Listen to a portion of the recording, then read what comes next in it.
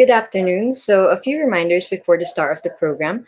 The event shall be live streamed on the Grids TV Facebook page and YouTube channel, and the Make Manila Plastic Free Movement Facebook page. Links to access each live stream are in the description of the video. And you may input your questions in the comments section for Facebook or the live chat for YouTube at any point during the live stream. Questions shall be entertained during the open forum portion of the event. So, good afternoon, everyone. We are the Make Manila Plastic Free Movement, and welcome to the Plastic Pandemic Fighting Plastic Pollution in the New Normal. 11 months into one of the longest lockdowns enforced due to the COVID 19 pandemic, the Philippines faces another dilemma with the increase of plastic pollution caused by medical waste and packaging from online shopping. We invited two speakers who both have been active in various environmental movements to present their perspectives on the worsening plastic problem during the COVID 19 pandemic. They shall discuss their organization's response to the increased plastic pollution during during this pandemic, recent developments in stopping the climate emergency, and the new normal for an environmental perspective.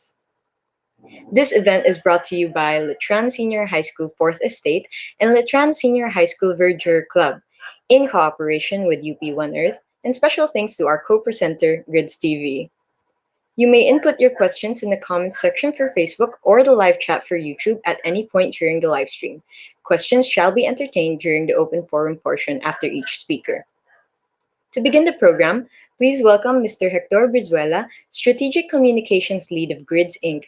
and consultant of the Make Manila Plastic Free Movement for the opening remarks. Thank you very much, Noel. Good afternoon, magandang hapon mga kamapa, and thank you for choosing Grids TV to partner with you. And it has been almost 2 years since Make Manila Plastic Free forwarded its petition to the City Government of Manila to have a across-the-board ban on the single-use plastic movement, single-use plastic. And it is important to note that despite the petition of the movement, there was rampant use of plastic, during the pandemic, and a lot of communities say that hindi talaga nila maiwasan, ang paggamit ng plastic. But this afternoon we are very much excited to share with you two of our speakers who will talk about the fight that we need to engage on in order to control the use of plastic, and eventually ban the use of single plastic. It is important for us, in the Make Manila Plastic Free Movement, to understand that the City Government of Manila, as well as the local government units of Metro Manila, must respond to our call because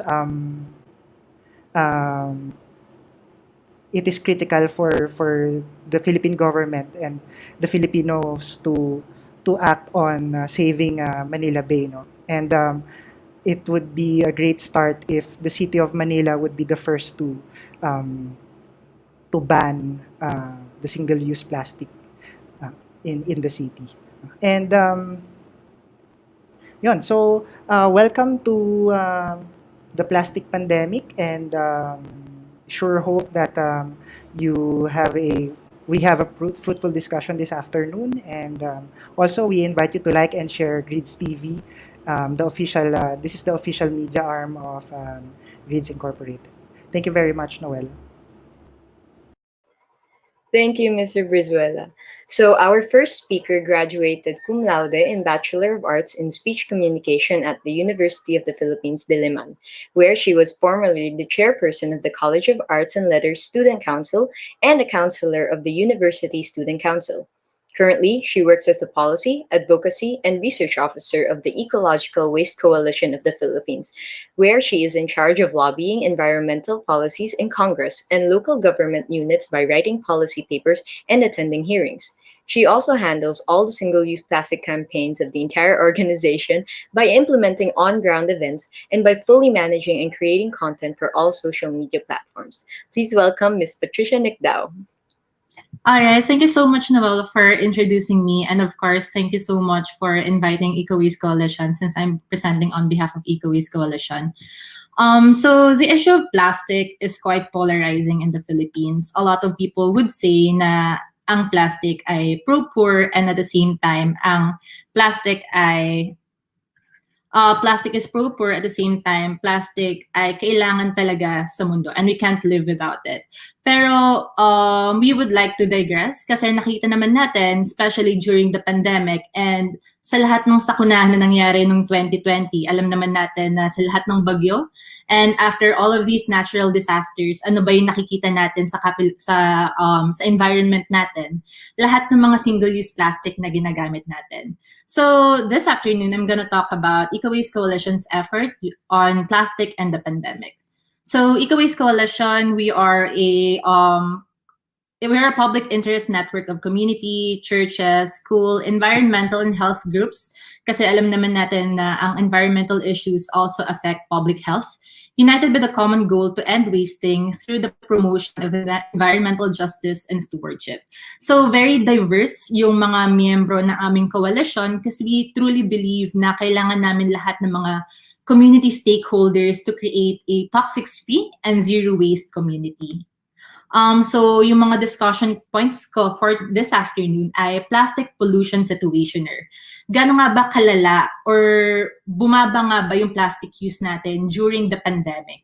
And efforts in tackling plastic pollution, ano yung mga recommendations namin, especially during the pandemic, and ano yung mga ginawa namin as a coalition. Next ay ang development and progress in plastic mitigation. Ano nga ba yung ginawa ng ating gobyerno, ng mga LGUs, or even yung mga community folks, ang ating mga organizers in organizations in mitigating plastic pollution in the Philippines. And lastly is the creation of a new normal. How do we define or how do we imagine the new normal after the pandemic? Of course, it's in relation with environmental justice. So, nagulat ako kanina nung sinabi ni Noel na 11 months na pala tayong naka-lockdown. Ganun na kalala yung problema natin. Naalala ko the first times that I was invited to talk about plastic in the pandemic. Nakalagay pa sa PowerPoint ko nun na 90 days na tayo nasa strict lockdown. Pero, well, as of the moment, 11 months na tayo and palala ng palala yung condition natin when it comes to public health at the same time the environment. And nung simula ng pandemic, ito yung sumisikat na na sinasabi sa social media na Mother Earth is healing kasi bumababa daw yung carbon footprint natin, nakikita yung Sierra Madre kasi nababawasan yung air pollution, at the same time, yung waste natin, yung solid waste natin ay bumababa daw kasi yung mga tao or yung mga establishments ay sarado. Pero nakita rin naman natin as the lockdown progressed and as the pandemic progressed and nag-open up na lahat, ay hindi naman pala talaga totoo na Mother Earth is healing. Ang totoo ay lumalala pa yung condition natin during the pandemic. Hindi lang natin nakikita noon kasi of course hindi tayo lumalabas. So what is the true plastic situation during the COVID-19 pandemic? It was really hard. In all honesty, of course, it was really hard to gather data on our true situation during the pandemic kasi yung usual na processes and activities natin in creating audits on plastic usage, of course, it was really hard to implement kasi marami tayong guidelines. Yung mga tao hindi pwedeng lumabas, and most of the time when we do these brand audits, we have thousands of volunteers. So, matagal naming inisip paano na may maproprotektahan yung mga volunteers na sasama sa waste and brand audit namin. But what is a waste and brand audit? So, ang waste and brand audit globally ay sinasagawa siya ng break free from plastic movement. We conduct brand audits in countries around the world last August to September 2020. So usually sa Philippines, before the pandemic, 2020 September siya ginagawa kasi ito rin yung international coastal cleanup natin. And most of the time, ang mga brand audit natin ay ginagawa sa mga coastal, lalo na sa Manila Bay. Dahil of course, alam naman natin na most of the plastic, a huge percentage of the plastic ay napupunta lang sa karagatan natin kasi wala tayong proper solid waste management. So it's only proper na doon natin ikunin talaga yung mga in-audit nating waste. So a brand audit is a form of citizen action that involves counting, analyzing, and documenting the types of plastic. So hindi namin binibilang lang yung amount of plastic, Pero ang ina-analyze namin at ino-document namin ay yung ano yung mga types ng plastic na pinaka-common. Ibig sabihin, anong plastic yung pinaka nagpo-pollute sa ocean natin and environment natin. And at the same time, since it's also a brand audit, anong companies na nagpo-produce ng plastic ang pinaka nakaka-pollute sa ating environment. So, dito natin ha-highlight yung corporate responsibility for the plastic waste that end up in our ecosystems, beaches, and urban centers. At the end of the day, the waste and brand audit is done to first seek accountability from the corporations na nagpo-produce ng ng mga plastic waste natin. At the same time, if we have waste and brand audit, dito tayo makakapag-draw ng recommendations and policies sa ating government on how they do about plastic pollution. So for 2020, kahit na we are in the middle of a pandemic, there were 14,732 volunteers who conducted 575 brand audits across 55 countries. They collected 346,494. And at the same time, tulad ng sabi ko kanina, what we're doing in the waste and brand audit is not it's not gauging the number of plastic waste, but more of the brand and the type of plastic waste that they produce. So 346,494 pieces of plastic waste, and 63 of which was marked with a clean consumer brand. So, ibig sabihin, yung 63% na to, ito yung may mga brand ng Coca-Cola, Unilever, and yung other percentage na unbranded, ito yung mga plastic bag, mga plastic labo natin, yung single-use plastic lang sila, pero wala silang brand. So, nakita natin in our 2020 Waste and Brand Audit na ito ang top 10 worst plastic polluters in the entire world. So, pinakauna ay Coca-Cola. And throughout the years where Waste and Brand Audit was conducted, Coca-Cola lagi ang nauuna. Lagi silang top 1. At siguro nakikita natin lately yung balita na Coca-Cola ay mag-shift to a more environmentally acceptable packaging nila. Pero siguro pag natanggal sila dito sa top 10 worst plastic polluters, dito natin makikita yung true commitment nila in mitigating plastic pollution and hindi lang greenwashing yung ginagawa nila. Top 2 ay PepsiCo, Nestle, Unilever, Mondelez, Mars, P&G, Philip Morris, Colgate-Palmolive, and Perfetti. I'm pretty sure lahat tayo aware sa mga brands na ito kasi ito rin yung brands na nakita natin sa mga groceries natin, even sa mga sari-sari stores. All around the world, ito yung mga top 10 worst plastic polluters natin.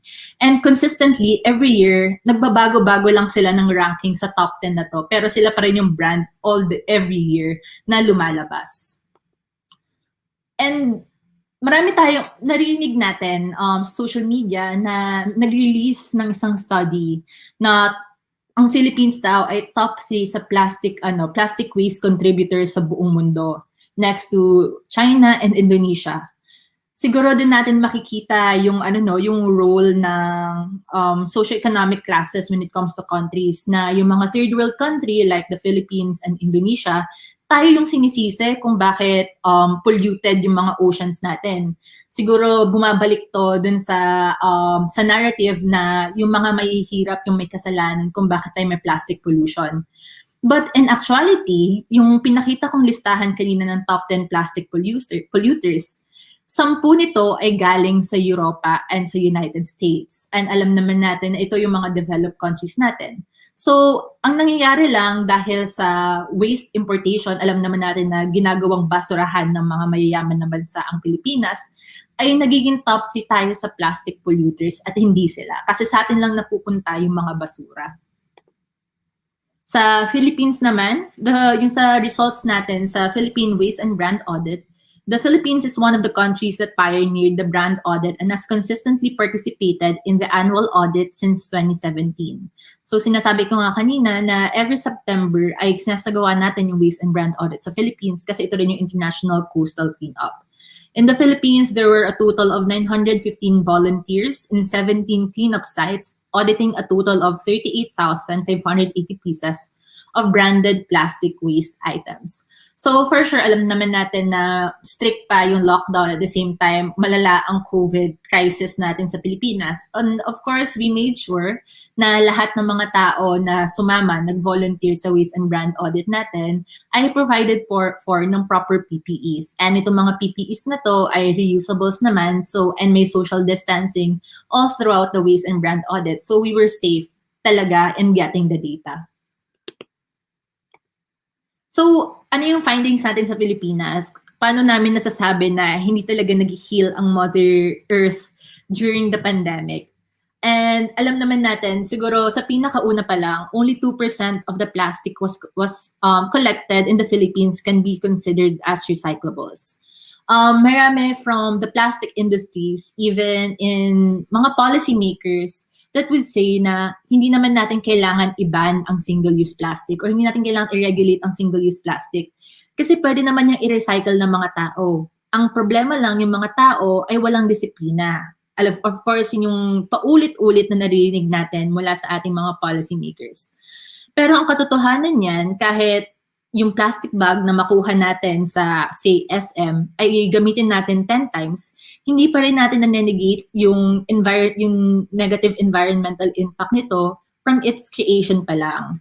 And in reality, ang ating mga plastic recycling centers in the Philippines, they don't have the capability to recycle plastic, lalo na yung mga maliliit na cutleries, kasi mga plastic cutleries natin, spoon, fork, ay hindi na-recycle sa Philippines kasi masyado silang maliit and kapag krinush mo yun, ay nahuhulog lang sila sa crevices ng mga recycling centers. Kaya hindi sila tinatanggap ng mga plastic recycling centers. At the same time, multi-layered sachets. Walang capability yung mga recycling centers sa Philippines to actually recycle to mga multi-layered sachets na to.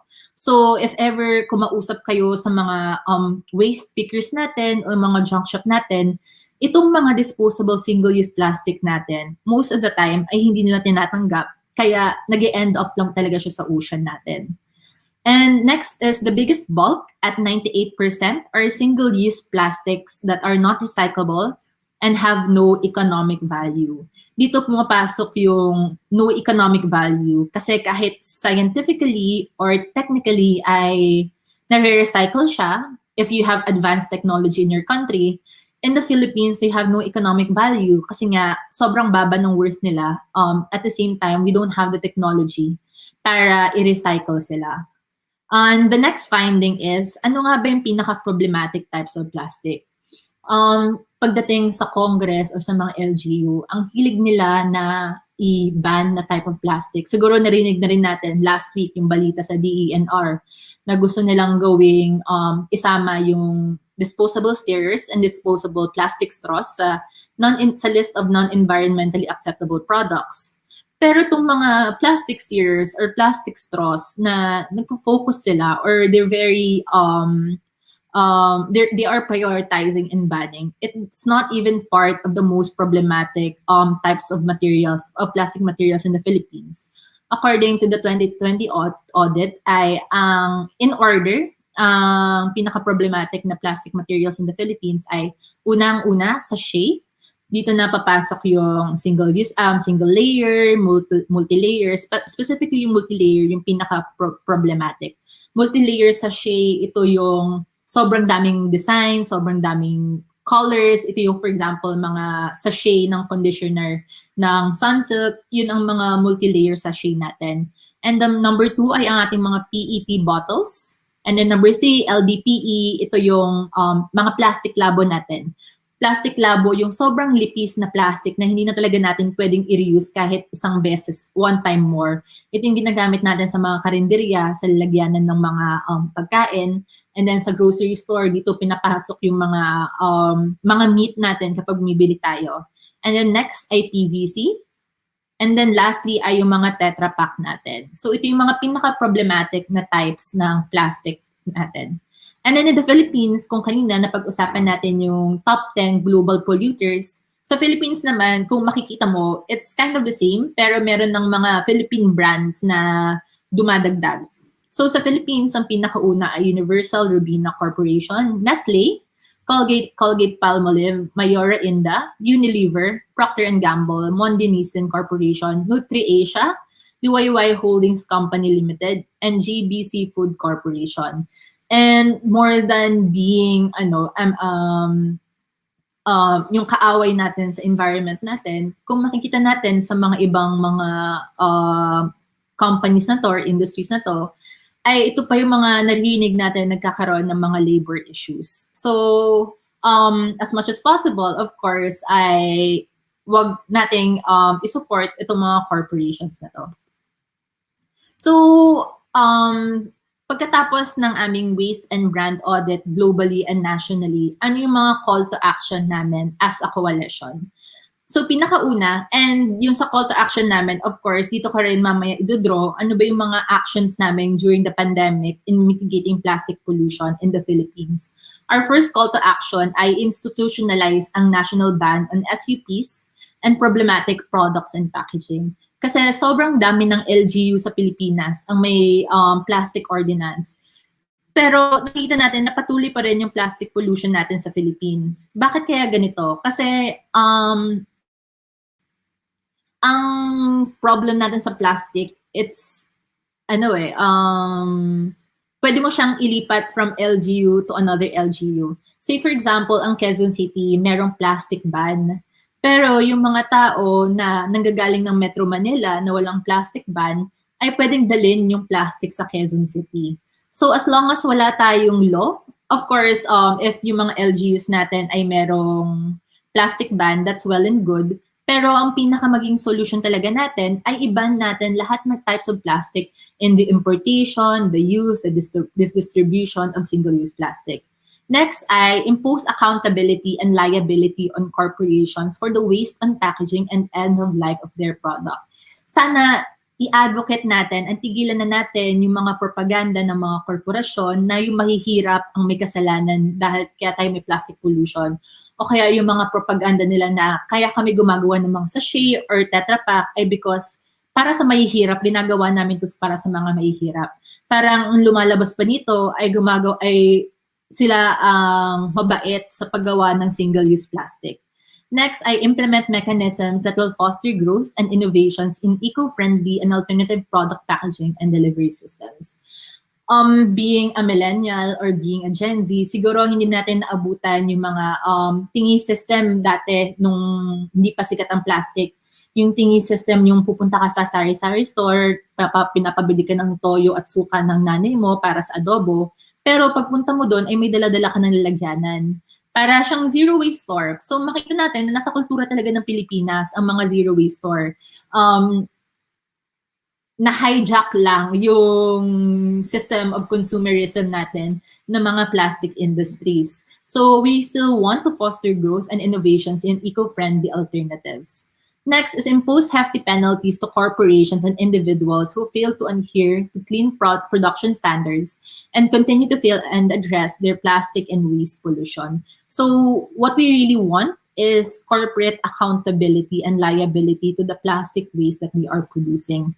Lastly, support cities and communities in their programs to ban or regulate the use of single-use plastics and packaging products. We also want to continue to build zero-waste cities in the Philippines. And of course, in building zero-waste cities, hindi natin ma-achieve ang zero-waste cities kung patuloy pa rin yung paggamit and pag-distribute ng single-use plastic sa cities na yon. So, how did we fight plastic pollution during a strict lockdown? Sobrang hirap nito kasi nung strict lockdown natin, for a lot of months ay natigil ang mga hearings natin sa Congress. For a lot of months, maraming mga LGU ang tinigil nila, ang regulation nila in single-use plastic, yung mga ordinansya nila tulad na lang ng Quezon City. And of course, mahirap lumabas, mahirap gumawa ng mga mobilizations or mag-conduct ng mga training sa mga tao during a strict lockdown. Of course, as an NGO who also advocate for public health, we had to follow strict guidelines on COVID-19. So we mostly had to resort to online means. So pinakauna ay nagkaroon kami ng petition or ongoing pa rin yung petition namin na calling for a national ban on single-use plastics and problematic products and packaging. So ito, gusto namin to isubmit sa 18th Congress of the Philippines to urgently pass a comprehensive law banning single-use plastics in the Philippines. So far, we have around 40,000 signatures, and we really want to gain more signatures para mapalakas talaga yung tawag natin na tayo mga Pilipino, sawang-sawa na tayo sa mga single-use plastic na nakikita natin. Kasi at the end of the day, tung pagkatapos ng mga natural disasters na to, tayo, bumabalik rin naman sa atin yung mga basura natin. So, yan, first is a petition, and alam naman natin na sobrang dami ng petition yung kumakalat ngayon, and as much as possible, and since we're always online, when we see one, I hope we can support each other in our own petitions. Next is lobbying to LGUs to pass SUP regulation ordinances. Na just like what I said kanina, and as much as possible, that of course our priority ay ang ating 18th Congress kasi sila yung makakagawa ng comprehensive national ban on single-use plastic. Makita natin na itong data namin ito ay galing to sa DILG noong November 2020. So, hindi pa siya updated ngayong February 2021. Pero as of November 2020, ay 488 out of 1,715 LGUs in the Philippines have ordinances on single-use plastic regulation and ban. And makita natin na sobrang dami ng 488 na ordinances. Pero makikita pa rin natin na sobrang talamak pa rin ang plastic pollution in the Philippines. That's why it goes back to our point na kailangan talaga natin ay ang national law.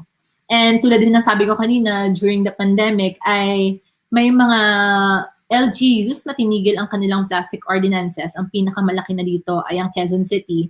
And it was really troubling for us kasi Quezon City ay isa sa mga city na pinakamaraming pinoproduce na plastic waste in the entire Philippines.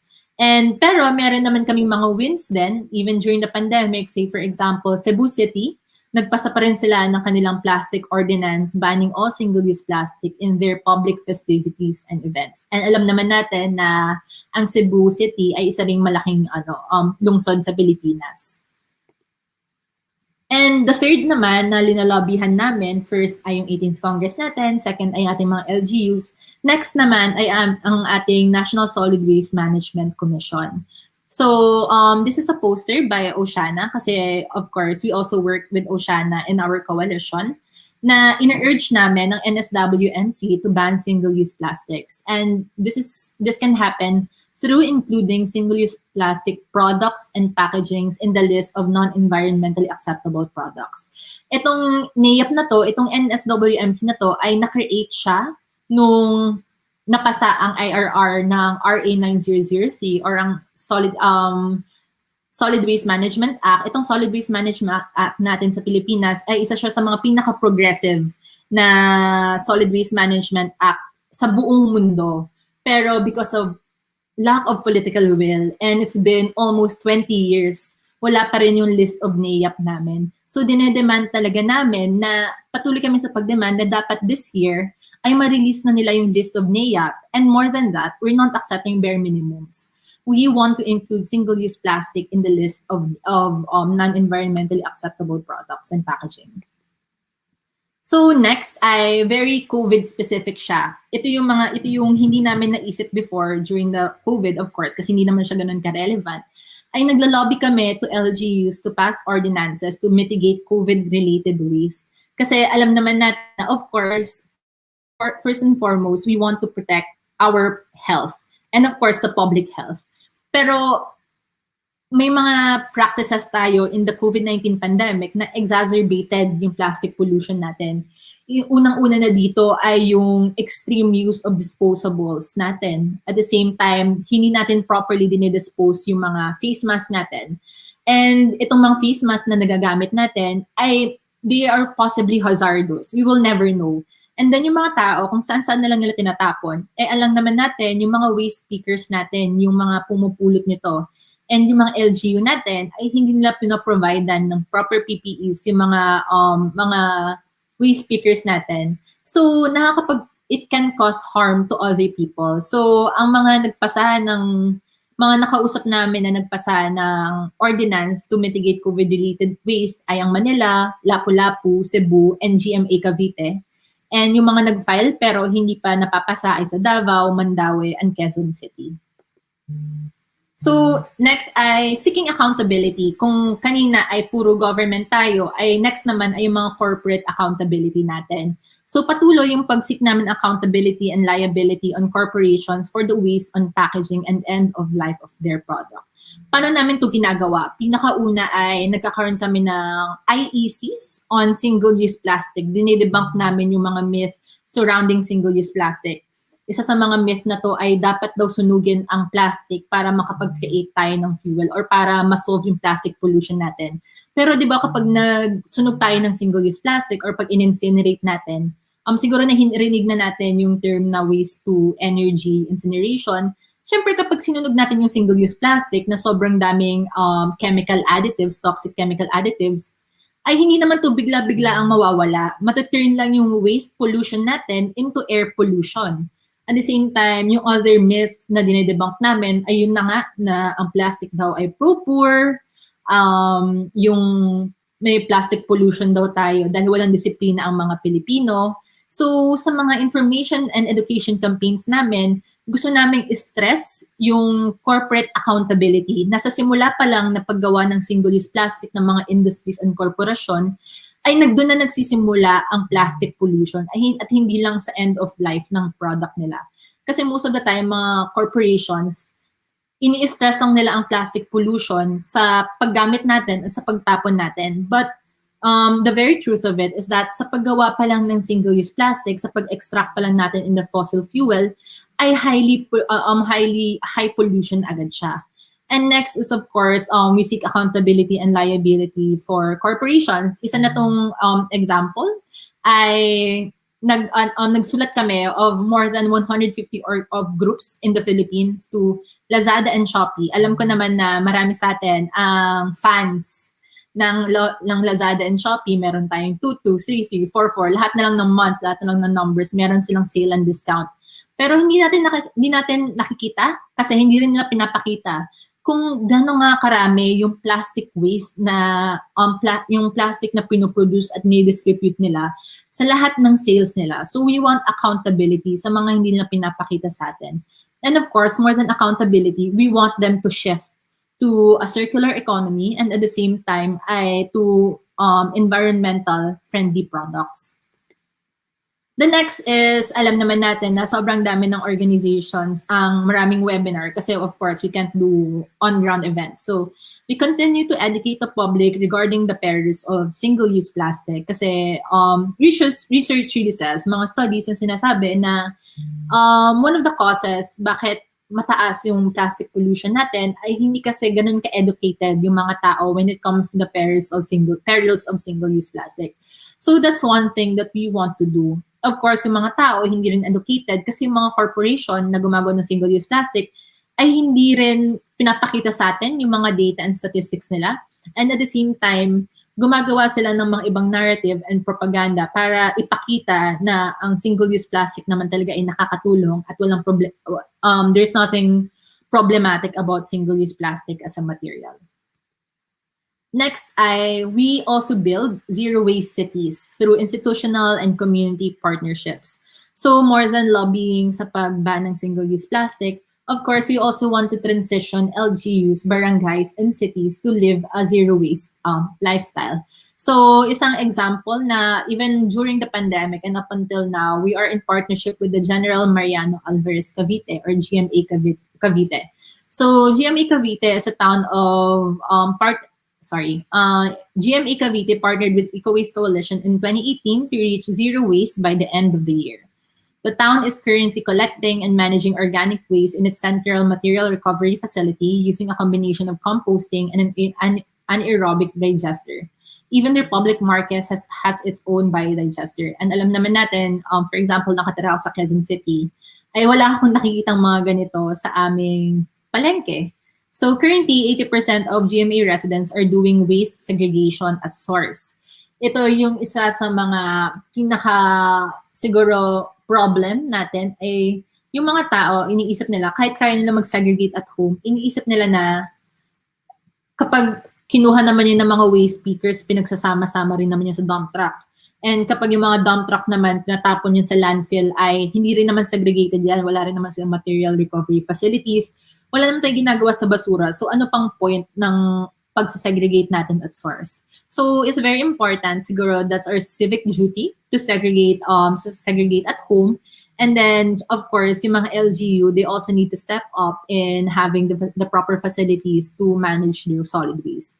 So the waste diversion rate for biodegradable waste rose from 38% to 58%. So this is 2019 data pa lang ito, 2018 to 2019. So makita natin there was an increase of 20%. For recyclable waste, it increased from 12% to 23%. So, paano nga ba nila ginawa to para ma-increase yung waste diversion rate nila and paano ma-increase yung percentage ng waste segregation at source?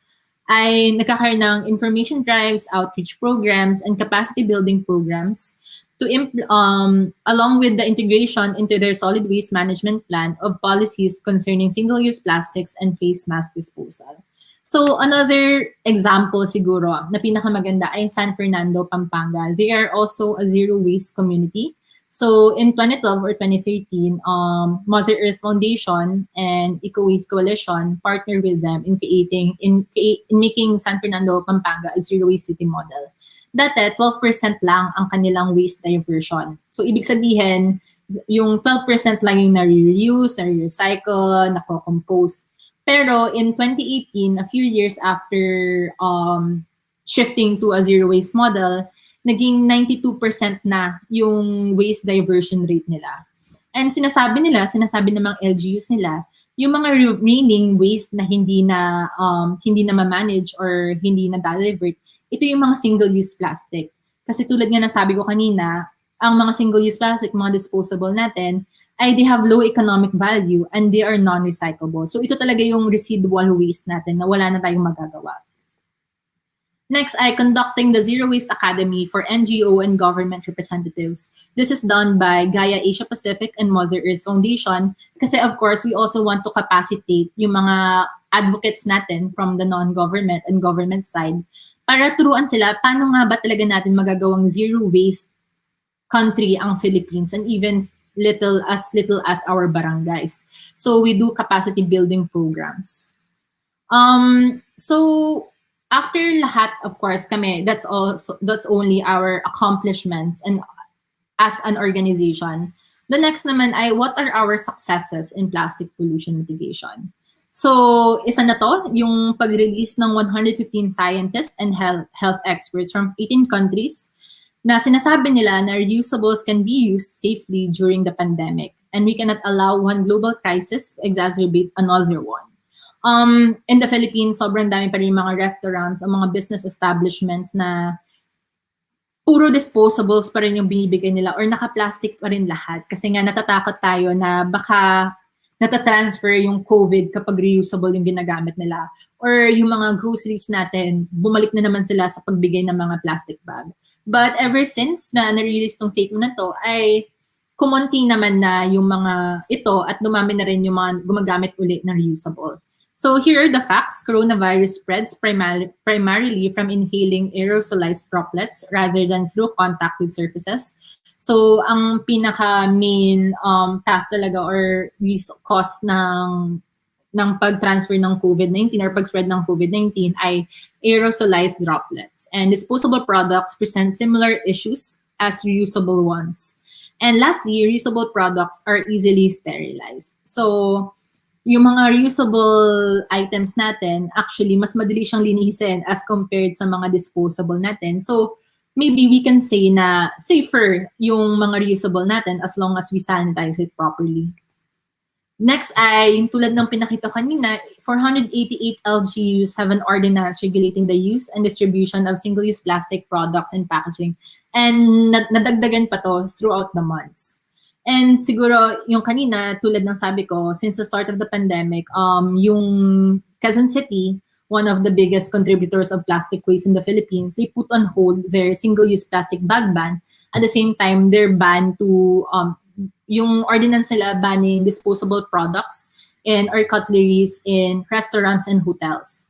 Pero this March 1 ay i-resume nila ang kanilang plastic bag ban and July 2021 i-resume nila ang kanilang ordinance banning disposable products in restaurants and in hotels. And yung Cebu City nga, even during the pandemic, ay nagpasa sila ng kanilang single-use plastic ban during festivities and big events. And when it comes naman sa national government natin, yung House of Representatives ay nasa third technical working group na for the National Single-Use Plastic Regulation.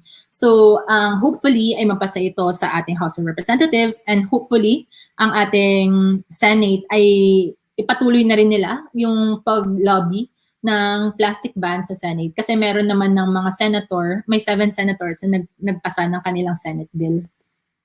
And the next ay yung National Solid Waste Management Commission, they are already considering to put disposable straws and stirrers in the list of non-environmentally acceptable products. Pero we're still fighting, and together with a lot of organizations and groups in the Philippines, to include all single-use plastic products and packaging. Next, of course, more than the government progress, ay makikita rin natin yung community progress natin, na more people are knowledgeable on our plastic crisis and are practicing a zero waste lifestyle. Siguro sobrang nakikita ngayon throughout the years, environmental justice has become a movement na, when dati people just see a zero waste lifestyle as, just a hobby.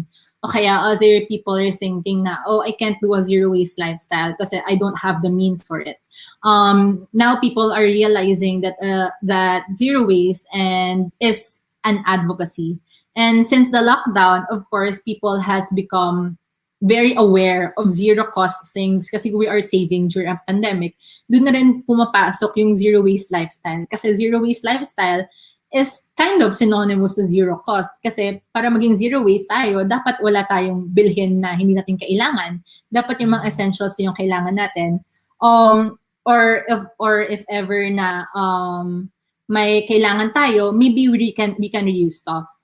So that's my presentation for this afternoon. Thank you so much. And if you want to contact Eco-Waste Coalition, our email is info@ecowastecoalition.org, or our website is, ito yung blogspot namin kasi down as of the moment yung website namin. And Facebook namin ay facebook.com/EWC Coalition. And my personal email ay pinikdaw@ecowastecoalition.org.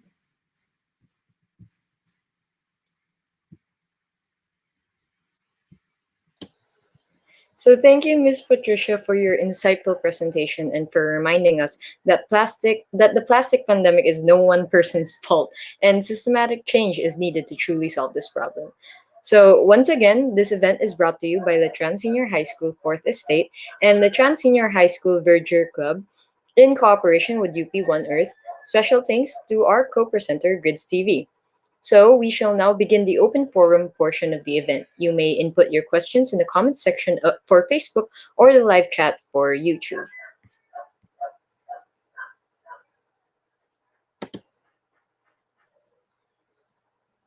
So there have been several questions during the live stream. One from Trisha Villacruz from Facebook. Hello po, question. Helpful po ba yung paggupit-gupit ng mga sachets or anything na plastics then ilalagay sa plastic bottles? Kung yes, gaano po siya ka-helpful? Kami sa Eco-Waste Coalition, we're actually against yung, I think we call it eco-bricks. So basically, eco-bricks yung gugupitin natin yung mga plastic and i-store natin sa bottles. First and foremost, kasi most of the time, people don't do it correctly. So once people don't do it correctly, it's not really gonna be usable, and you just cut out plastic. And tulad naman ng sinabi ko kanina, itong mga plastic na to, especially pag maliit sila, hindi sila nare-recycle, or wala talaga tayong nagagawa dito. So they just become more of a waste than what it is before. And at the same time, most of the time, itong mga plastic bricks natin, well, of course, I'm no architect or an engineer. They don't have the integral capacity as what we usually use. And at the same time kasi, ang mga single-use plastic material natin, from the very start pa lang, they have a lot of chemical additives. Itong mga chemical additives na to makes up the characteristic of the plastic that we use now. For it to be translucent, for it to be flexible but sturdy enough. And itong mga toxic chemicals na to, hindi naman to nawawala kapag yung mga plastic natin ay ginugupit natin or kapag nagiging microplastic sila. So imagine if you're building a home or you're building something, tapos puro toxic chemical yung mga ginagamit natin, ay syempre magiging wary tayo, and we have to be careful about that, especially kapag yung bahay natin ay maraming mga bata na probably ma-affect sa mga toxic chemicals na nasa single-use plastic. So if ever we have a lot of waste in our home, as much as possible, siguro, and of course, the first step is actually refusing plastic and reducing our plastic use. Pero kapag nandun na tayo sa point na meron tayong mga plastic waste sa bahay natin, ang next nating pwedeng gawin ay siguro pwede tayong mag-DIY or mag-upcycle. Upcycle, ibig sabihin na yung plastic waste natin or yung waste natin, or we're making it into something which has a higher value. Ano ba yung mga samples ng mga DIY natin? Siguro yung mga bag na merong mga Tetra Pak kapag wala na talaga tayong magawa dito. Or there are a lot of things that we can do with this.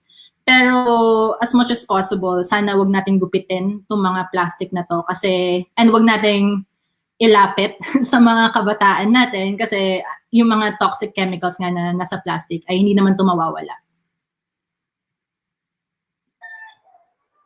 Another question from Julian. Hello po. Question, in your opinion, with the current pandemic, should there be a call to ban single-use masks and other PPEs that add to the pollution? When it comes to banning single-use face masks, of course, we don't want this kasi it's our protection against our invisible enemy. Pero siguro, ang gusto namin ay yung proper disposal natin ng ating mga disposable face mask. Tulad na nga lang ng mga guidelines natin na as much as possible, ilagay natin lahat ng mga disposable face mask natin sa isang lalagyanan lang and sulatan natin na disposable face mask to. So para kapag kunin sila ng mga waste pickers natin, ay alam nila na huwag halongkatin to para hindi ma-spread yung viruses if ever. Pero at the same time, meron naman tayo ring mga reusable face masks in which we encourage people to use. But we just have to be very careful and we have to be very wary on the reusable face mask that we use. Kasi merong mga reusable face mask na 1 layer lang or 2 layers lang. And alam naman natin, I think 3 layers dapat yung kailangan para fully ma-protect tayo. Pero of course, meron din right now yung mga double masking kasi people are recommending double masking with the new variants of COVID-19. Pwede tayo mag-double mask ng mga reusable. So there are a lot of things that we can do to actually mitigate plastic pollution even in the pandemic. But of course, mitigating plastic pollution shouldn't be at the expense of our public health. At the same time, our public health shouldn't be at the expense of our environment. Hi, Pat. I have a question then. No? So, very interesting the presentation of Ecobase Coalition, no? And also the activities. No? You have mentioned earlier yung greenwashing, no? Na ginagawa ng ilang mga big corporations. Ano ba itong greenwashing and paano ito nagiging destructive, no? Or nagiging hindrance sa path natin towards banning single-use plastic? Alright, so greenwashing ay lately lang siya, siguro for the last 5 years, dun lang sumikat yung term na greenwashing or dun lang tayo naging aware paano nagagawa ng mga corporations sa greenwashing mo. So mga greenwashing ginagawa ng mga industries or mga corporations. So basically, they tag something as environmentally friendly or they tag something as yung ginagawa nila to ay nakakatulong sa environment and kami as a corporation, ibig sabihin, nakakatulong kami sa environment. When in reality, hindi talaga nakakatulong sa environment yung ginagawa nila, or in reality, it doesn't really actually negate their total impact sa environment. So for example, Colgate, yung Colgate ay gumawa ng bamboo toothbrush. And alam naman natin ay ang bamboo toothbrush ay, of course, is environmentally friendly. Pero yung bamboo toothbrush nila ay nakalagay sa lahat ng single-use plastic. And Colgate as a industry or corporation ay still part of the top 10 plastic polluters. Diba? It makes a question, like, how can you say that you are for the environment or you're taking efforts for the environment when in fact you're continuously producing plastic? So tulad na rin ng sabi ko kanina sa Coca-Cola na gumawa sila or they're branding themselves as environmentally friendly or they're taking steps to being environmentally friendly by creating yung saan gawa yan? Parang yung nalagyan ng Coke na gawa sa recycled plastic. Diba? When in fact, every year, yung Coca-Cola, yung top 1 plastic polluter natin globally. So, usually, front lang sa mga action nila. So, we call it greenwashing kasi they're hiding the real facts of what you're doing. At the same time, front siya kasi ina-advertise nila ng eco-friendly sila when in fact they're really not stopping their actions or their products that are very environmentally friendly. Alright. Sige, let's go to other questions pa, no? So, ito pa yung mga questions. So, from Julian Bojuani, another question po, should there be a push for mandating biodegradable packaging and single-use plastic, or is total plastic eradication the only solution? Ang problem kasi, most of the time, siguro nakita natin sa mga unbranded na single-use plastic natin, yung mga plastic labo, mga plastic bag natin, most of the time, they don't really have, wala silang branding ng kung anong class ng plastic sila, paano sila ma-recycle. Di ba dapat meron yung mga yan para alam natin kung paano natin i-dispose yung plastic. So that's one context that we have to look into. Second context that we have to look into is that kapag nagkaroon tayo ng biodegradable plastic, how would they know na naturally nagde-decompose talaga siya? Kasi itong mga biodegradable plastic and packaging na usually binebenta or minamarket sa atin ay nagde-decompose lang sila in a certain, pero nakita natin with the statistics na siguro 8% lang ng plastic yung actually nag-end up sa landfill. And yung 92% ay napupunta sa ocean. So, ibig sabihin, yung huge percent ng plastic natin, kahit na biodegradable plastic man yan, pag napunta sila sa ocean, that really wouldn't be, it wouldn't fall under the controlled environment na magna-naturally decompose sila. So, they're gonna end up like other non-biodegradable plastic. So, what we really want is, what we really want is the eradication of all single-use plastic. Pero we have to focus na we just don't want a ban on the product, but what we want is a change in the system. We just don't want, for example, disposable plastic to be shifted into biodegradable plastic. What we want is to change the consumerism system in the Philippines wherein we promote zero-waste systems, we promote circular economy, na kapag yung isang company may ginawa na product at kapag nagamit ito ng mga consumers, babalik sa mga companies yung products na produce nila para ma-reuse and recycle nila. Kasi we have to take into consideration and we really have to always remember that our natural resources, our raw materials are finite. So we're trying to live in a world na finite yung resources natin, pero tapon lang tayo ng tapon, feeling natin na infinite yung resources natin. So yun. Thank you. Well, there's another question from Timothy. With Unilever being the fourth worst plastic polluter according to the brand Audit, what are your thoughts on the sachet collection program of Linis Ganda and Unilever in some barangays? All right. So, siguro it's my personal take on it. Of course, it's my personal take on it. But just like what I mentioned, greenwashing kanina, I feel like this is a form of greenwashing. First and foremost, after collecting all the plastic waste in in certain barangays, we don't know what they do after it. Do they do chemical recycling? Do they just burn it, or do they just cut it up? Do they do downcycling? And all these types of treatment on the waste is more problematic. Tulad nga na sinabi ko kanina, na kapag sinundog mo yung plastic, ay magiging air pollution lang siya. So we really don't know what they do to the plastic waste after they collect it. And at the same time, itong mga plastic producers in the Philippines, they have this pinapasikat nila ngayon ay yung carbon neutrality, na yung pinoproduce daw nila ng mga plastic ay they're trying to take it back so they can, they can treat it or dispose of it. Pero tulad nga ng sabi ko kanina ay hindi natin alam kung paano na treat yung disposal ng mga plastic na to. Pero in reality, only a few percentage ng mga plastic na pinoproduce nila, as in very, very few. I think mga very, very few ng plastic yung nako-collect nila. Kasi of course, paano ka makakapag-collect ng plastic? Yung a huge percentage of plastic nga ay napupunta sa ocean. 'Di ba? Konti lang naman yung nai-store ng mga tao or nai-store ng mga barangay. So if they really want to, to mitigate plastic pollution, the only solution or the only action for them is to stop producing it. Doon lang natin masasabi na they're really doing something for the environment if they stop producing and they stop contributing to our plastic pollution. Thank you. So I think we have two more questions that we can accommodate. And one of the questions is from Tricia Husenia. So do you think ethical consumerism is possible?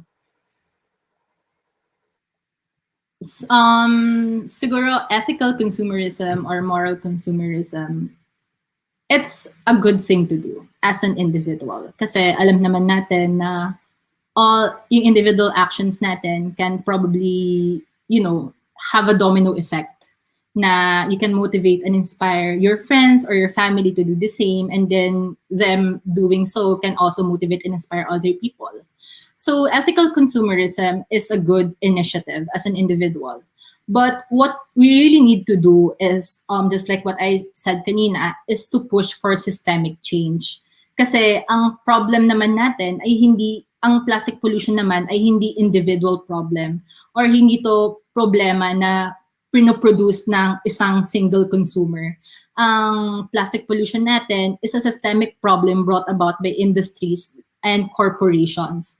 So, of course, just like living a zero-waste lifestyle, it's well and good, and we promote zero-waste lifestyle. But at the end of the day, what we want is for corporations and industries to shift to a circular economy. So thank you. I think for our last question, we have Denise Makam. So my question is, do you think transparency in the waste management system will aid in the public being more conscious about segregating at the source? For sure. And yung tulad nga ng sabi ko kanina, itong mga corporations na to, they're not actually, I don't think they're mandated to release in public gaano karami yung mga plastic na pinoproduce nila. Siguro pinaka-small example na lang ay Shopee and Lazada.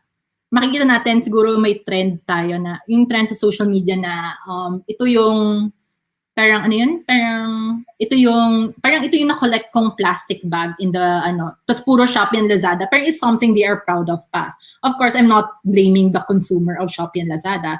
Pero sa trend na yun, makikita mo kung gaano karaming plastic yung pinoproduce or dinidistribute ng Shopee and Lazada. Pero they're not actually transparent about it.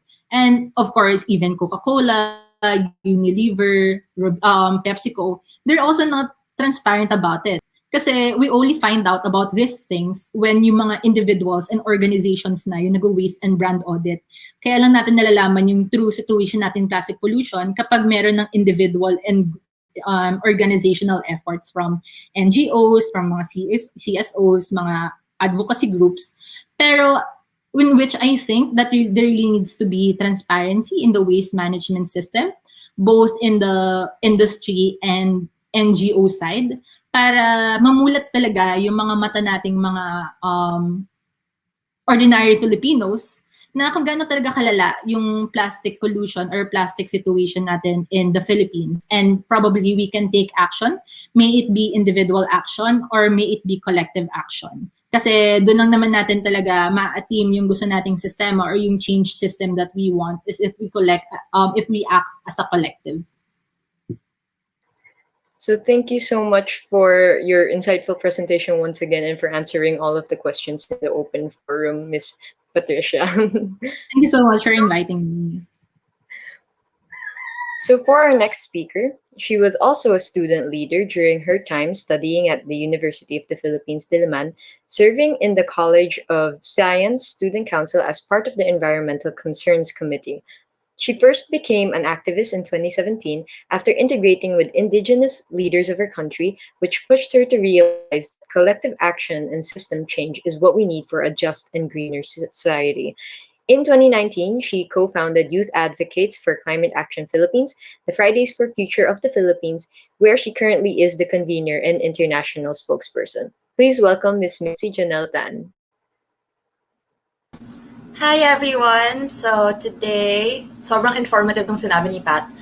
Today I was asked to share about my organization's experience sa pag-organize about the climate crisis and climate justice during the pandemic and before the pandemic. So let's start. My organization is YACAP, or Youth Advocates for Climate Action Philippines. And why did we form YACAP? So there is a disaster looming. Yung climate crisis, there's a deadline of 10 years that's set by the Intergovernmental Panel on Climate Change to cut the global CO2 emissions by half in order to prevent further global temperature increase. If not prevented, the disasters brought upon by climate change will then bring forth the start of global destruction. And often, when we're talking about the climate crisis and the plastic crisis, they're seen as two different sides of environmental advocacy. But the thing is, hindi sila magkahiwalay kasi if you look at who is producing the plastics, they're also the fossil fuel industry kasi yung plastic, kung titignan natin kung bakit ba siya nagsimula, was because the fossil fuel industry, who is also causing the climate crisis, had this byproduct na chemical, and they could either pay people so that they could dispose of it properly, so mawawalan sila ng pera, or they could turn it into something profitable, and that's what they did. We see that the youth have taken action across the world for school strikes and for climate. Yet, yun nga, yung plastic crisis, it's still seen as a separate crisis from the climate crisis, and that's what we're trying to change. We're trying to show people that the plastic crisis, it's not just a waste crisis. It is a systemic crisis, as Pat already mentioned.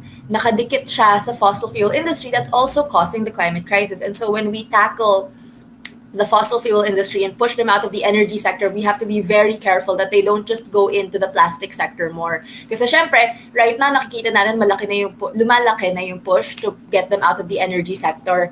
Syempre, saan sila pupunta? Pupunta sila sa other parts of their industry. And if we're not careful, mapupunta siya lalo sa plastic sector, and mas lalong lalala yung environmental destruction natin on that aspect. So kailangan talaga magkadugtong yung pag-tackle natin on both issues. So just a bit of introduction of what YACAP is. So YACAP is an alliance of individuals, youth organizations, and student councils that advocates for the immediate global action led by the youth. As mentioned kanina, it was convened in 2019, and we believe that the youth should now lead the ongoing global struggle against the climate crisis for the survival of the planet. Our points of unity are climate justice, urgency of climate action, youth-led collective action, defense of environmental defenders, and system change. A lot of what we did in 2019 was raising awareness about the climate crisis and the environmental crisis para hindi siya maging individual centric. We're seeing na, as Pat already mentioned earlier, na there's so much blame on the poor and on people for not being able to live a zero-waste lifestyle or for not being able to reduce their emissions or reduce their carbon footprint. Pero kung titingnan natin, ano ba yung system? Titingnan natin yung there's this really, really good movie. If you guys haven't watched The Story of Plastic, I really recommend that you guys watch it.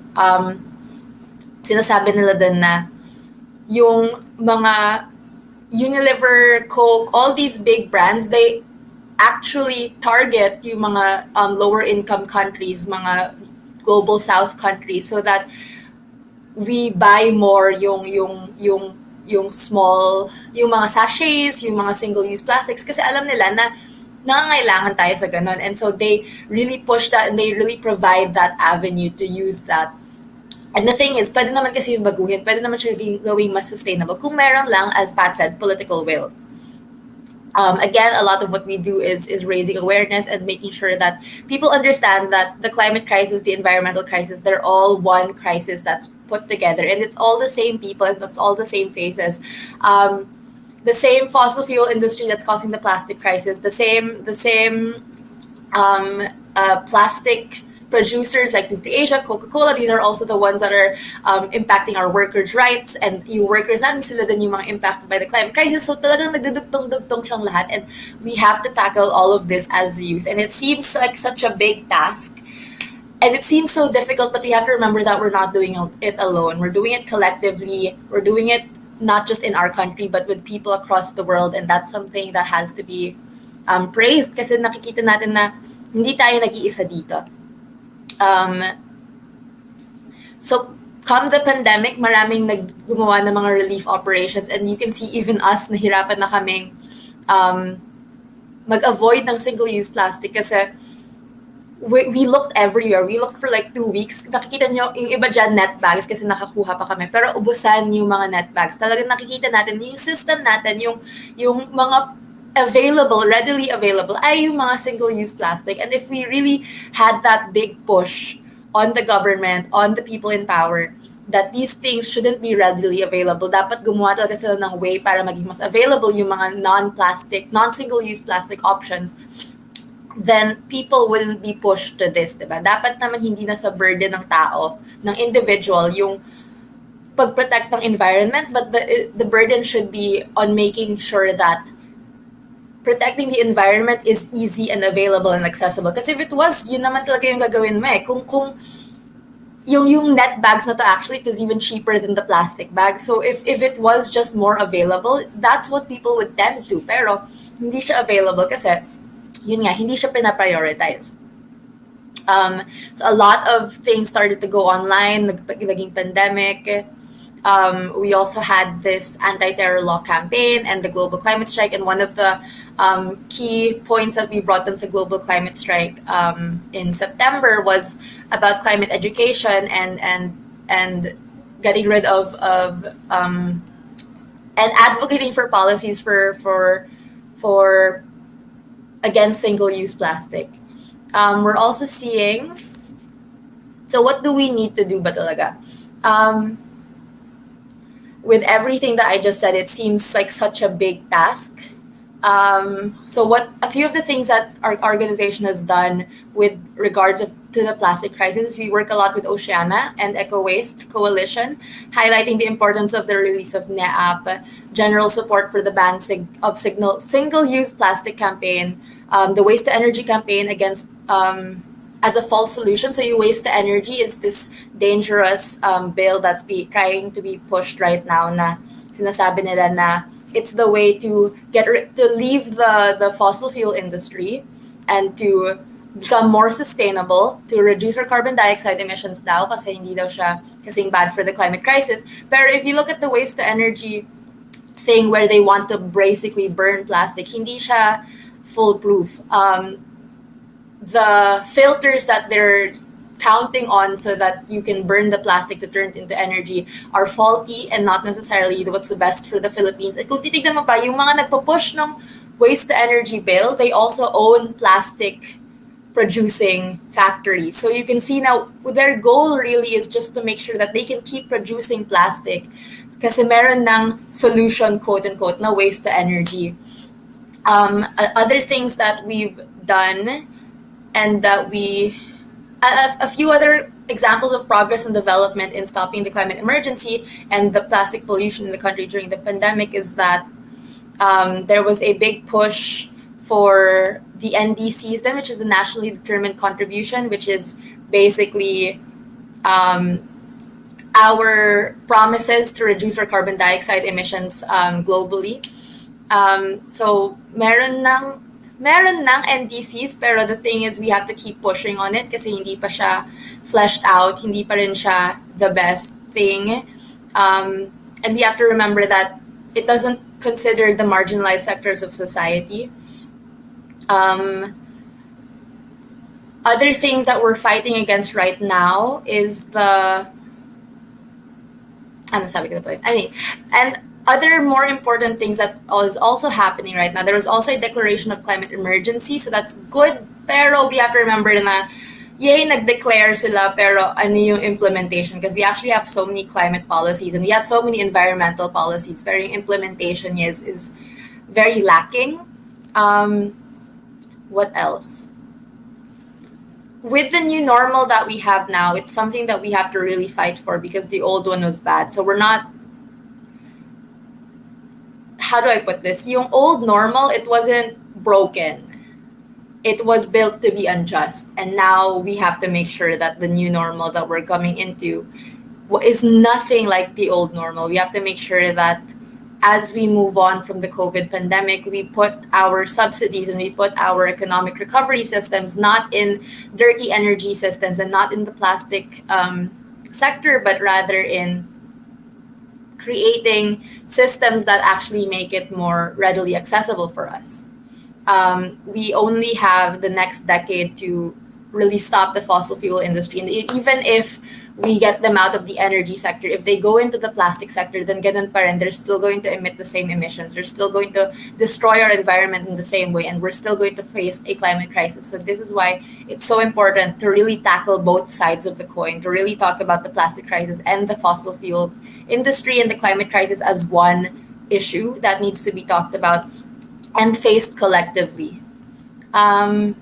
So yeah, that is my very short presentation. We're here to call you to embrace the call to save the earth and to call for climate justice. Thank you so much, Ms. Mitzi. Indeed, all these different problems are not separate things, but rather they're all part of one great pandemic that needs collective action to solve. So now, once again, this event is brought to you by Letran Senior High School, 4th Estate, and Letran Senior High School Verdure Club, in cooperation with UP One Earth, and special thanks to our co-presenter Grids TV. So we shall now once again open the floor for questions. You may input your questions in the comments section for Facebook or the live chat for YouTube. Hi, Mitzi. I have a question.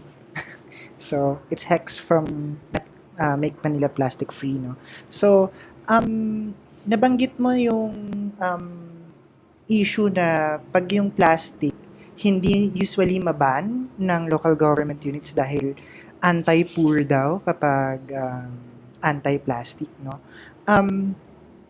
Ano yung nakikita natin usually ano yung nakikita natin na solution dito sa narrative na to? Kasi laging yung mga mahihirap, laging sila yung nabe-blame, no, for the plastic pollution kasi sila yung gumagamit daw ng sachet, sila yung gumagamit ng, sila yung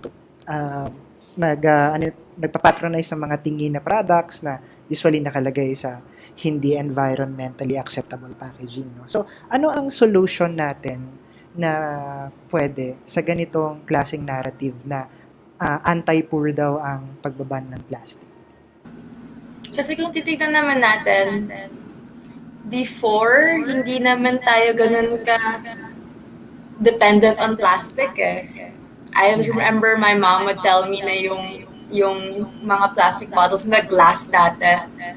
So, hindi siya anti-poor. It's just that it's not available. And so the burden isn't on individuals, but the burden is on the national government, the local government units to provide for this. So when they ban single plastic, hindi pa rin ganun lang. Kailangan, kunyari, kung magsa-single plastic ban ka, dapat yung alternative mo available, just as available and accessible as the single plastics were before. Dapat kasing dali lang siyang gamitin. Dapat kasing available and kasing mura lang siya. Hindi pwedeng mas mahal siya. So magiging, syempre kung mas mahal yung alternative mo, maghahanap talaga sila ng way para bumalik dun sa mas mura.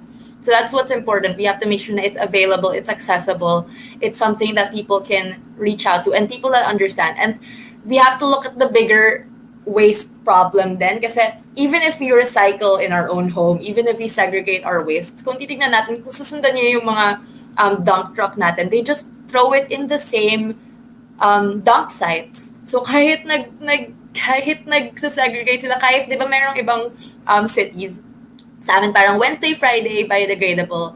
Tuesday, Thursday, non-biodegradable, ganyan. Pero kung titignan mo, sinundan ko yung isang truck namin one time. They throw it all in the same place. So really, what is the point if you're in the end, kahit mag-segregate ka dito sa bahay, mag-segregate ka sa pag-collect mo ng waste, tatapon mo lang siya sa iisang place. Then hindi din siya nag-segregate. In the end, ang ginagawa nila doon is may nagsasegregate pa doon. So, pinapahirapan lang nila yung people, pinapahirapan lang nila yung system na pwede naman siyang gawing mas systematic. And that is on the burden of the national government and the local government units.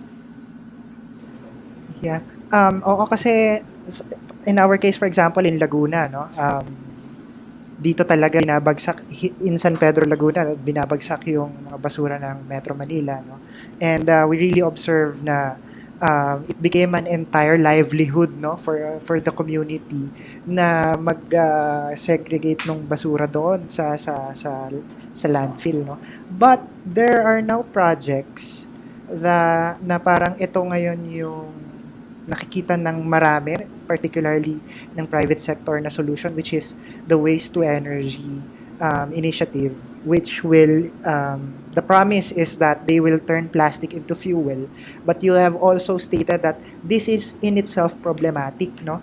Ano yung nakikita ng ninyo, no, sa Yakap na bakit ito problematic, and ano sa tingin ninyo yung dapat na solusyon natin sa existing na, no, na plastic? Kasi parang the private sector and some local government units would say, nandiyan na yung plastic, ang gawin na lang natin, maglagay tayo ng waste to energy facility para ma-convert siya into fuel or into energy. So, ano yung stand niyo dito? The problem with the waste to energy industry is that kung titignan natin i-breakdown natin yung plastics na supposedly for waste to energy, kung titignan natin, majority of our plastics can be recycled. Then a small part of our plastic cannot be used for waste to energy talaga. And then a very small percent lang yung pwedeng yung supposedly for waste to energy talaga. But we're already seeing na yung segregation system natin is not efficient and it's not happening. So what's going to happen is this one and yung mga recyclable talaga, ipa-burn na lang din siya lahat. So, hindi siya kailangan. Hindi yun yung kailangan natin gawin. Kasi majority of our plastics isn't even the one na fit for waste to energy. Tapos yung second thing dun is hindi din healthy ang waste to energy incineration. Kasi again, as Pat mentioned earlier, yung chemicals sa plastic, when you burn that, it's dangerous. And they say na merong filters to protect the people. But then, these filters, hindi siya perfect. Na in other countries, they've actually said na hindi siya pwede. But that's the same model that we're gonna do here. In a lot of countries abroad, they're starting to shut down their waste to energy plants, and here we are trying to do it when clearly nakita na sa ibang countries na hindi siya viable for people. And then yung it will create this culture of, especially sa mga corporations na pwede naman ako magtuloy na gumawa ng plastic kasi tingnan mo, meron namang mag-waste the energy. It's good. It's giving us fuel. It's a good thing. We should keep producing plastic. We should keep using it. When that's not the point. The point is that we stop non-essential plastic production. In terms of what do we do with plastics that we already have, that's where the proper waste segregation system should come in. And that's where, again, it has to be readily available for people. Because there are so many ways to recycle plastic, but then it's also not taught to us very well in schools. It's not public information sa groups. Pero alam mo, natural siya sa Filipinos na mag-recycle ng plastic. I'm sure every one of us has that one cabinet sa bahay na puro plastic bag na pag kailangan natin ng plastic, gagamitin natin siya. So, natural lang sa atin na if we feel like magagamit natin yung plastic, gagamitin natin siya. Pero there are things like straws. If you don't need it, if it's not a medical issue, then don't use it. Sachets, dapat nagpo-provide yung national government, yung local government units ng ways, if single-use plastic ban nga tayo, ng alternatives na mas available. Kasi bakit ba natutulak yung people sa sachet culture? Kasi hindi na na-afford yung bigger ones. So that's what we have to remember, that it's all interconnected and we have to battle everything together. Last question na lang, no, before we proceed with, I think there are questions on the comments, no? Kasi we at Make Manila Plastic Free, we're so puzzled, no, why local government units, particularly in Metro Manila, no, they find it difficult to ban single-use plastic, while some LGUs in Metro Manila have already implemented a ban, no? For example, City of Muntinlupa, no, nag-ban na sila ng plastic. But those cities that are closer to Manila Bay, no, which has been being rehabilitated, no, in the last 2 years, sila pa yung nahihirapan um, na ipagbawal, no, yung plastic. Kasi for example, I live here in Laguna, no. The province of Laguna has a blanket policy that would ban use of single-use plastic. It's a provincial ordinance, and also we have city ordinances in our own cities that would ban the use of plastic. But cities in Metro Manila that are large and quite developed, no, they find it hard to implement a ban, no? Meron ba itong, in your experience or in your perspective of your organization, meron bang relation na the more developed a city is, the more na gumagamit sila ng plastic, or mas polluting sila sa paggamit ng plastic? It shouldn't be like that, diba? Kasi the more developed you are, supposedly the more economically free you are. So dapat mas may kaya kang mag-subsidize ng mga alternatives sa plastic. Hindi siya excuse na, oh, we're developed kasi kaya ang hirap i-control kasi ang daming gumagamit dito. And then you have more, like, mas kaya niyo ding magbigay ng subsidy, mas kaya niyo ring magbigay ng, it's just political will really, na natatakot sila na since ang daming businesses sa kanila na magagalit sa kanila yung businesses na pwedeng hindi na sila supportahan sa next elections, yung mga ganong things na dapat hindi yun yung nagsastop sa atin to do things. Because there are some big developed cities that have stopped yung single-use plastic, although hindi siya as effective as the other cities. Pero kaya naman kasi siya. Pero yung thing is, gusto ba? Thank you, no? So I'll turn over now to Noel to read some questions from the comments. Hi. So we do have a question from the comments. This is from Trisha Husenya. So how should environmental activism move forward during pandemic? Very difficult, no? Especially since everyone is stuck inside, but we have to remember na we have to keep going. In Yakap, what we did was we focused a lot on social media campaigns and on webinars, pero nakikita natin na more and more we still need action on the streets kasi yun yung talagang nakikinig yung people. And nakakausap namin yung WHO, yung World Health Organization. And they told us na yung mga physical protests outside, hindi naman siya nakaka-spread lalo ng COVID-19 as long as you follow the regulations, as long as you follow yung social distancing, yung alcohol, yung masks and everything. Hindi siya, it's basically the same as going to a grocery store.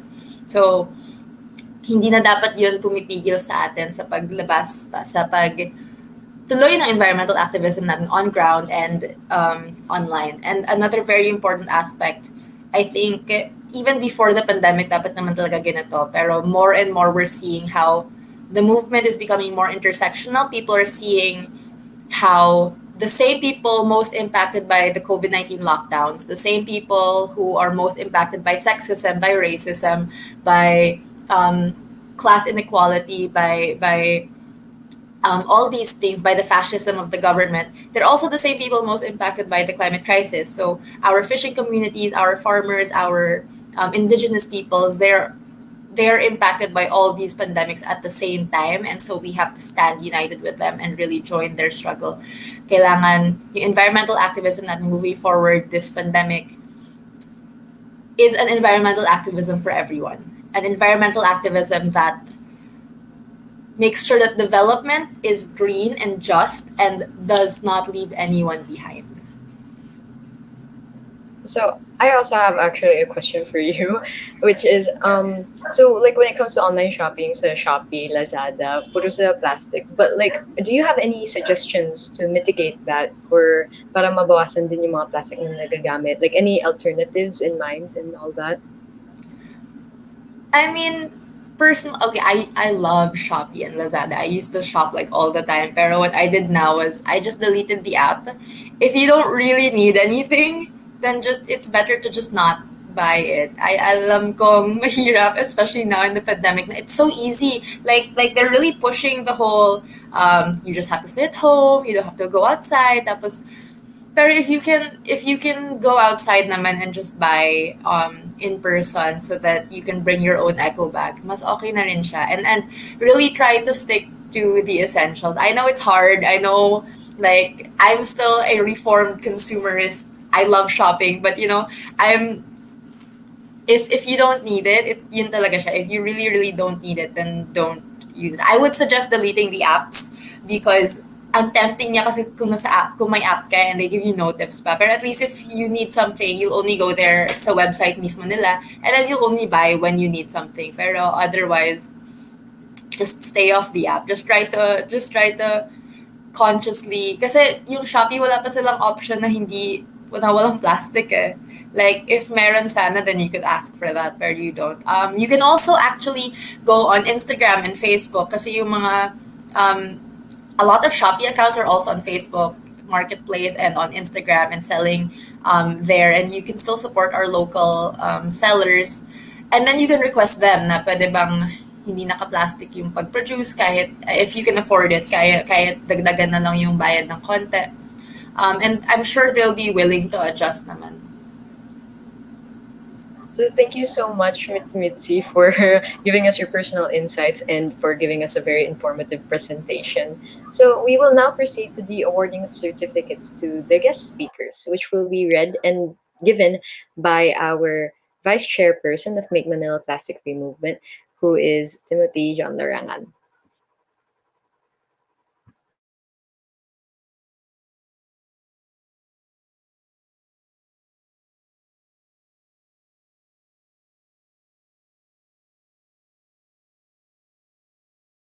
For imparting their invaluable knowledge during the plastic pandemic, fighting plastic pollution in the new normal. Given this 17th of February 2021 via StreamYard. Signed, Noel Alexia R. Peña, Chairperson of the Make Manila Plastic Free Movement, and Timothy John Laranang, Vice Chairperson of the Make Manila Plastic Free Movement. So, thank you once again to both speakers.